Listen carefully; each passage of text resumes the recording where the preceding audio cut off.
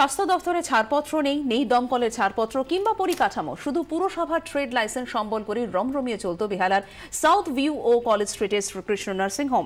দুই নার্সিংহোমে অবাধে চলত শিশু পাচার, এমনকি ধরা পড়ার পরেও নেওয়া হয়নি কোনো ব্যবস্থা।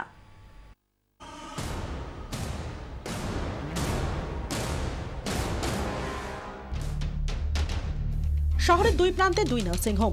বাদুরিয়া থেকে এই দুই নার্সিংহোমের মাধ্যমেই শিশু পাচারের জাল ছড়িয়েছে কলকাতায়। চলুন ঘুরে আসা যাক। বেহালার ব্যস্ত সত্যেন রায় রোডের উপর সাউথ ভিউ নার্সিংহোম। না, সাইনবোর্ড ছাড়া আপনি বুঝতেই পারবেন না এটা আদতে একটা নার্সিংহোম। ঢোকার আগে আপনাকে পেরোতে হবে সরিকি কলতলা।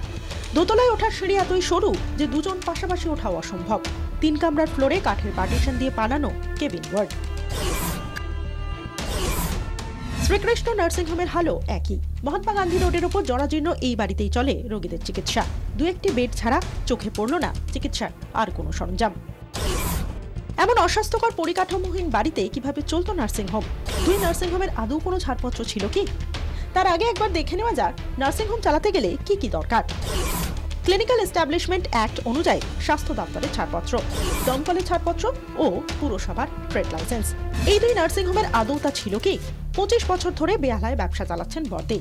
স্বাস্থ্য দপ্তরের বর্দির নার্সিংহোমের কোনো ছাড়পত্রের হদিশ মেলেনি। দমকলের ছাড়পত্রের প্রশ্নই উঠছে না। নার্সিংহোম চালানোর ছাড়পত্রের কথা বলতে পারলেন না জেলার মুখ্য স্বাস্থ্য আধিকারিকও।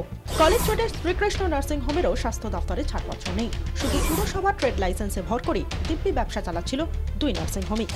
নার্সিংহোমের ব্যবসার আড়ালে চলছিল শিশু পাচারের রমরমা কারবার। দুই নার্সিংহোমের কর্ণধারী এই মুহূর্তে সিআইডি হেফাজতে। পেরিয়ে গেছে 24 ঘন্টা। কিন্তু কিভাবে এখনো চলছে দুই নার্সিংহোম? সিআইডি নজরে আসার পরও কেন হাসপাতালে তালা ঝোলানো হলো না? নিয়ম বলে স্বাস্থ্য দপ্তরের ছাড়পত্র ছাড়া নার্সিংহোম চালালে তার বিরুদ্ধে এফআইআর করতে হবে, ব্যবস্থা নেবে স্বাস্থ্য দপ্তর। কিন্তু কোথায় কি?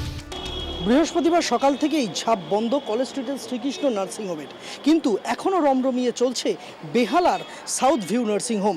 কিভাবে এটা সম্ভব হচ্ছে?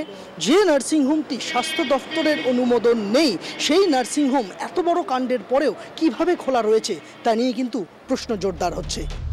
24 ঘন্টার জন্য ক্যামেরায় মনোজ হাজরার সঙ্গে সন্দীপ সরকার, কলকাতা।